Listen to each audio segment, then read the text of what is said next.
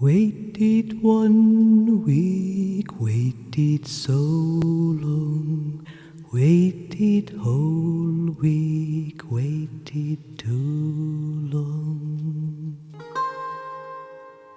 The girl sat indoors, all alone by the window. Outside, she knew, was a whole world, and that world was filled with people who were playing together. As she stared out from behind her glassy barrier, she wondered how it would be if she knew how to join their games.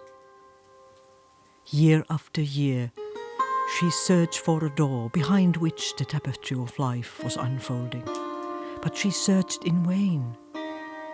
Every now and again, she found little openings through which she would reach tentatively to see if anyone would take her hand and pull her out into that world, but never quite managed to find a door large enough to fit through.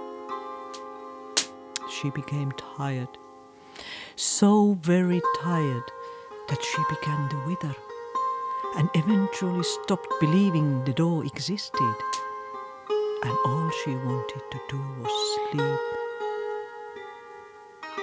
But then she remembered the book. She had learned to read when she was very, very young, before she had even first peeked out at the world outside her window. And inside that book, there was another world, which seemed cozy and inviting to the girl at the time. Into that world she had free passage. The door was right there, and it was never locked. That world was filled with different folk, gnomes, water spirits, goblins, fantastic creatures of all kinds, but she had left that world because she had been told it was not the real world, and that these folks she knew so well did not exist. As she grew older, she began to realize she did not have to listen to the voices telling her what was real and what was not. At long last, she decided to open that door once again and return to that book world. Once there, it was as though she had never left. The gnomes took the girl by the hand and led her along a secret path into an enchanted forest land. Everywhere she turned were people and creatures ready to talk with her and share their secrets.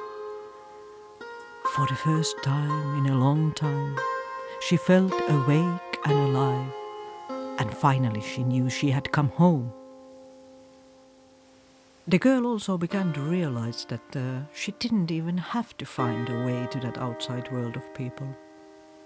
Instead, she began inviting people from the outside world to visit her own twilight world, for she saw that the people out there were very, very busy. In the outside world, they were so caught up in dealing with important things, running from place to place so hard that their very outlines became vague and blurred. Here, in the shade of the trees, they could rest a while, taking respite from their everyday hustle and bustle. Here, the humming songs of the trees would restore their outlines, and thus rested, they would be better able to return to their outside games. The girl became a storyteller.